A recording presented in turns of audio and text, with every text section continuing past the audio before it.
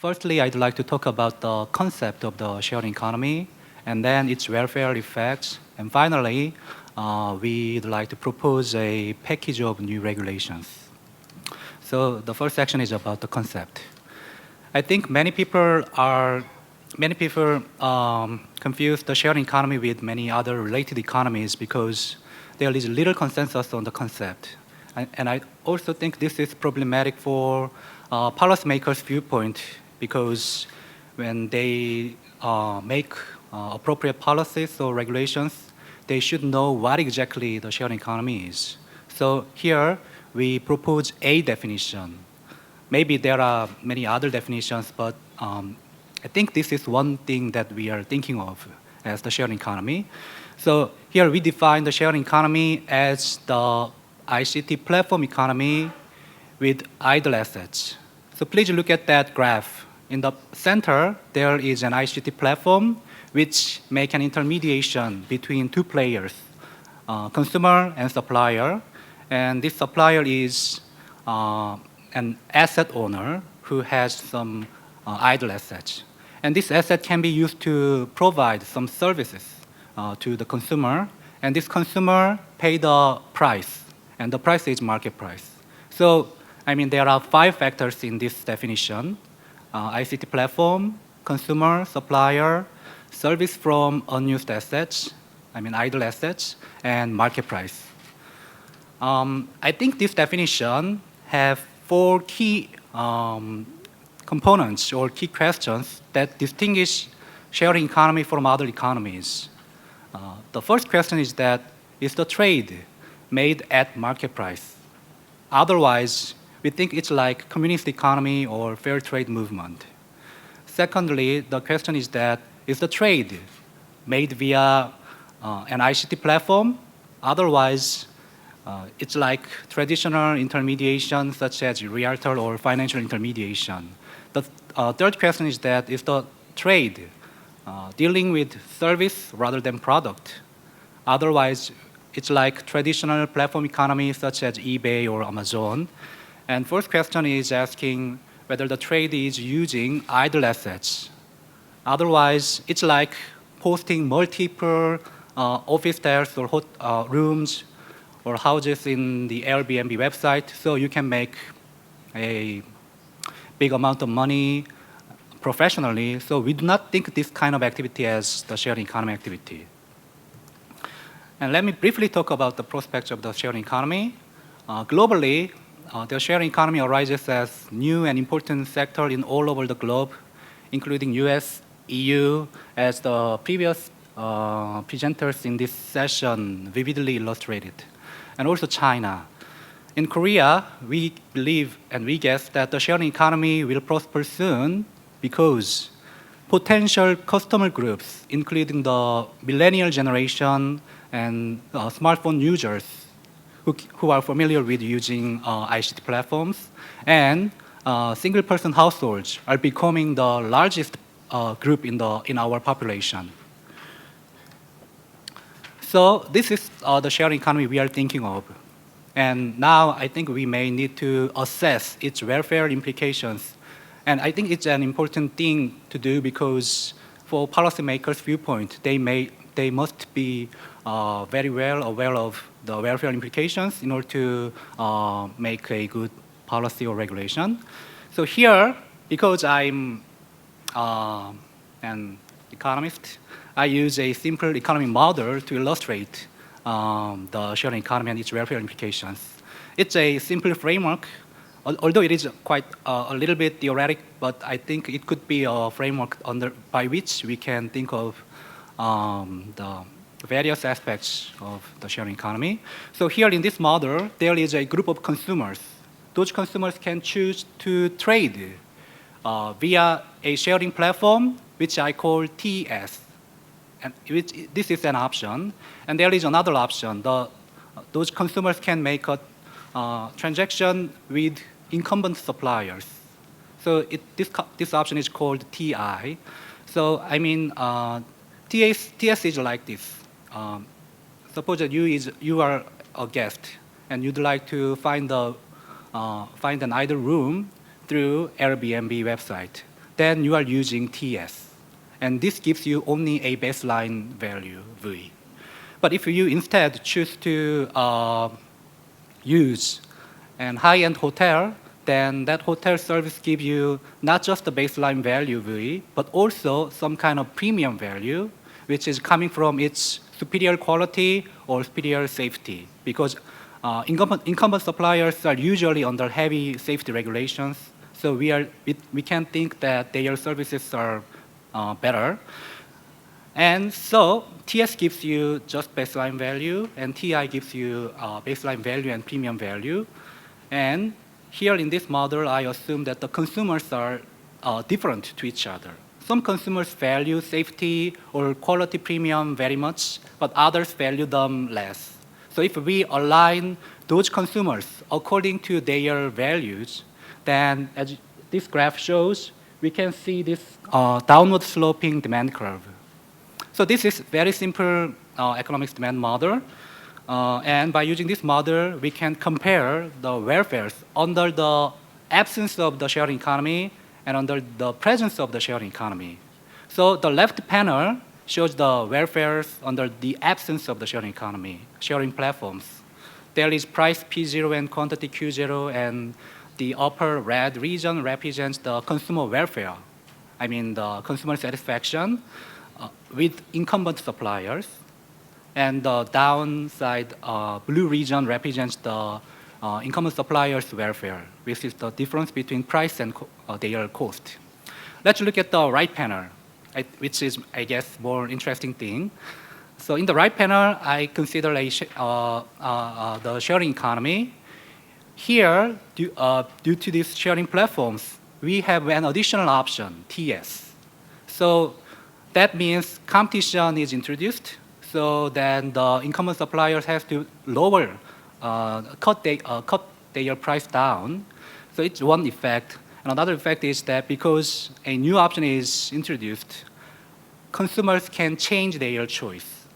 Please look at the bottom horizontal line of this right panel. Then you can see old consumers. Those old consumers previously have chosen transaction with incumbent suppliers. Among those old consumers, some guys with high premium value will stick to TI, transaction with incumbent suppliers, because they value premium very much.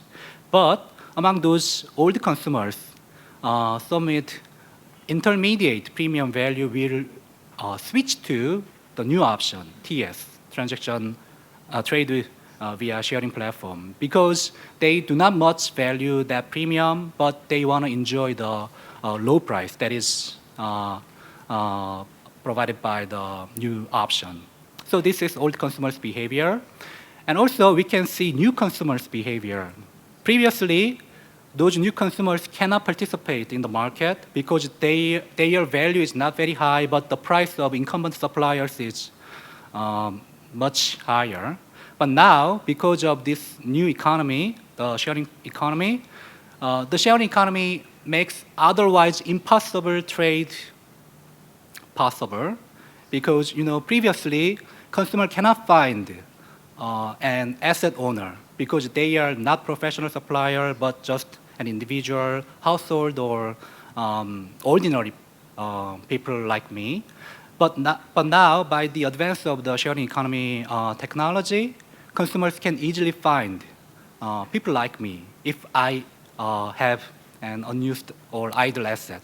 So now a new trade is becoming possible, and therefore this new trade or new business generates some surplus, and this surplus can be divided by new consumers, new suppliers, and the platform. So, I mean, as the right panel illustrates, due to the introduction of the sharing economy, new suppliers, new consumers, and platforms are all better off. And also for the old consumers, they are going to be better off either because they face low price, or because they have an additional option. But only the incumbent supplier is worse off due to the increased competition. But the last bullet point of this slide is saying that even though incumbent suppliers are worse off due to the introduction of the sharing economy, their losses can be reduced if they actively involve in the sharing economy. I think they can change their mind. They do not think sharing economy or sharing platforms as competitors, but instead they may utilize the sharing economy. So, for instance, some local inns can make advertisements or can post advertisements through the sharing platform, or some big companies like BMW or Hyatt Hotel already launched their own sharing platforms. Related to this welfare analysis, KDI recently conducted a poll in which we investigate the consumer welfare effect. The participants of the poll consist of 200 renowned economics professors and economists in Korea.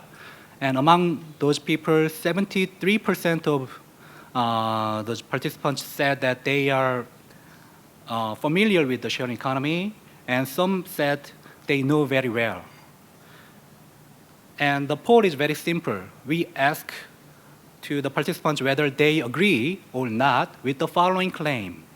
If regulations on new and incumbent suppliers are fair, then the sharing economy raises consumer welfare.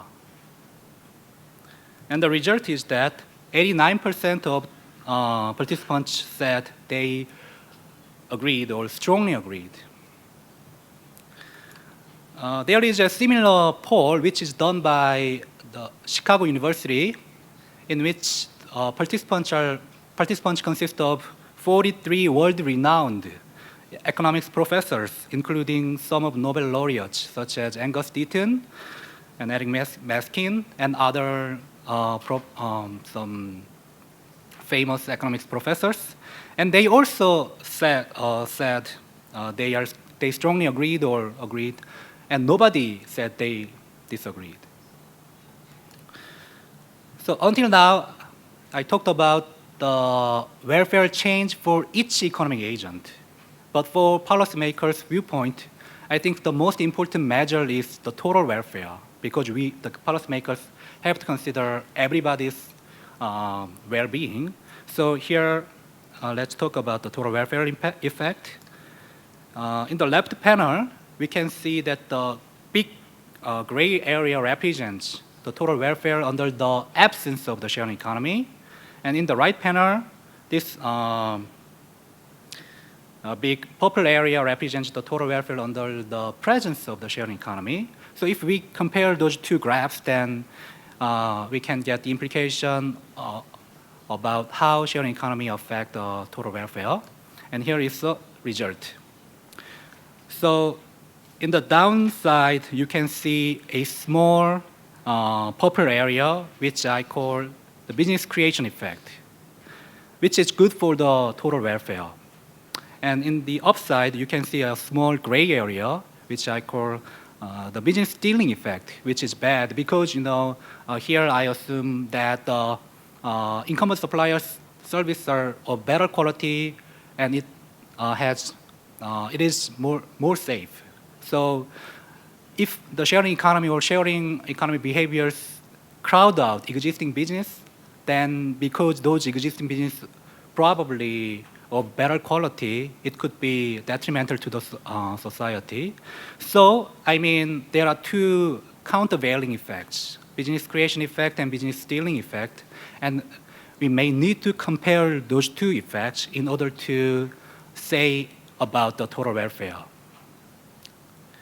But in this comparison, I think regulations are very important issues. Because the sharing economy is a relatively new economy, there is little or no well-designed regulation, so that social risks such as sexual violence or fire or car accidents or tax avoidance, those problems are an important concerns we are thinking about whenever we are talking about the sharing economy. So those factors can reduce the social value of business creation. Furthermore, unfair regulation on incumbent suppliers could increase the social cost of business stealing. So, um, so policymakers may need to take those things in mind. And relatedly, we also conducted a poll, which is about total welfare. Previously, the poll was about consumer welfare, but now it is about total welfare. The participants are the same, 200 renowned economics professors and economists in Korea. And the question is very much similar as before, but the question is a little bit different. Do you agree or not with the following claim? If regulations on new and incumbent suppliers are fair, the sharing economy raises total welfare. I think the previous question is very much straightforward because consumers are usually better off. But now it is about total welfare. And I think we have to think about consumers' welfare increase, but also incumbent suppliers' welfare decrease. But here the result is somewhat surprising to me, because 88% of the experts answered agreed or strongly agreed. So now let's talk about the regulation issues. I think in order to make a good regulation or good policy, we may need to at first pose some objectives of the regulations. And here I'd like to think about two fundamental objectives. First one is that regulations should not stifle but support the sharing economy in order to enjoy the social value of business creation. And the second objective is that regulations should be proper and fair about safety and tax issues so that we can reduce the social cost of business stealing and increase the social value of business creation. But I guess, or we guess, all the regulation does not very much work because of two important specialties in the sharing economy. The first thing is that suppliers are usually temporary participants, and the second thing is that there are some network effects. To illustrate the idea, please look at this graph or this figure. Please look at this number 1 box. I guess all the regulation is something like full regulation on the suppliers. So if we impose full regulation on suppliers of the sharing economy, then because suppliers are usually temporary participants, they are not professional suppliers, but they are just ordinary people like me. So they don't have any money or ability to comply with this traditional regulation, which was originally designed for professional suppliers. So if we impose such old regulation, then the supplier base will dramatically decrease. And this is problematic because this sharing economy is a kind of platform economy, so that the consumers' benefit of using this sharing platform increases in the number of suppliers who use the same platforms. This is because if you are a consumer, then the benefit you can get from using an Airbnb website increases in the number of trading partners who use the same Airbnb website. So because suppliers participate less, consumers participate less as well. And also, this is the same for the suppliers' situation. So because consumers participate less, suppliers also participate less. So you can see some kind of vicious circle, which I call the death spiral effect. So due to these two facts, we believe that old regulation can stifle the sharing economy from its beginning. So instead, we propose a package of new regulations, which consists of new supplier regulation and new platform regulations. But for this moment, I have to admit that this new package regulations is not quite new because we, KDI, get these ideas from many real-world examples from San Francisco and from many other cities. But we just organized their ideas, and so it's not very much new. But in Korean, I think in Korea, I think it is quite new. So let's first look at the new supplier regulation. The main idea of the new supplier regulation is represented in this blue phrase, regulation in proportion, for both new and incumbent suppliers. So let me explain the idea by using this graph. Please look at the first box. Here, suppliers can choose their own trade volumes by themselves. If their chosen trade volume Q is greater than a predetermined limit, then suppliers are classified as permanent suppliers and they face full regulations. But if otherwise, if the trade volume is lower than the trade limit, then suppliers are classified as temporary suppliers and they face light regulations. So, I mean, the degree of regulation depends on the amount of trade volume. And I think in this mechanism, we have a mechanism of self-selection. Suppliers can choose their own volume, but they have to be responsible about their choice. So I think one immediate benefit of this regulation is that it is quite fair and against regulatory arbitrage, because if you want to step down in regulation, then you must pay the price, step down in trade volume. Other concerns about this new supplier regulations are as follows. First, suppliers may underreport their trade volume in order to avoid regulations. Second, since there are many of ordinary people, ordinary suppliers, the government's administration costs will be prohibitively high. And third, because there are light regulations on temporary suppliers, some might be worried about social risks. About those concerns, we propose the idea of delegated enforcement. I mean, supplier regulations can be delegated on the enforcement of the supplier regulations can be delegated on platforms. And by doing so, we believe those concerns can be solved, or at least to some extent can be mitigated. So for the first concern, the government may delegate information reporting duty on platforms.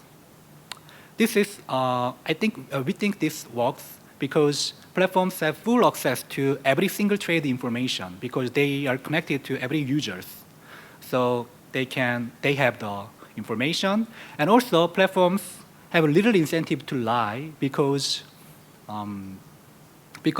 unlike the temporary suppliers, these platforms are permanent business units. So if government make any sanctions against those platforms, then those sanctions could be quite burdensome. For the second concern, we may propose to delegate the tax collection duty on platforms. And this is simply done by withholding tax from transaction fees. And actually many of international, global platforms are doing this. And finally, we may propose to delegate user regulations on platforms. This works because platforms are basically making money from their transaction fees. So their objective is to maximize transaction. For doing so, they have to make a safe environment under which consumers and suppliers can safely trade to each other. So trust is an important issue. So platforms by themselves want to make liability insurance or provide some usual protection program. So now I think the government may encourage this self-regulation incentive by encouraging them to establish self-regulation associations or by encouraging them to make liability insurance collectively so that they can get some bargaining power against liability insurance companies. So let's summarize the new platform regulation. So platforms are required to report trade volumes, withhold income or value-added tax, and establish self-regulation association and establish liability insurance. And also because they are making money, they have to pay their corporate income tax. Okay, so these are all what I have. Thank you for your listening.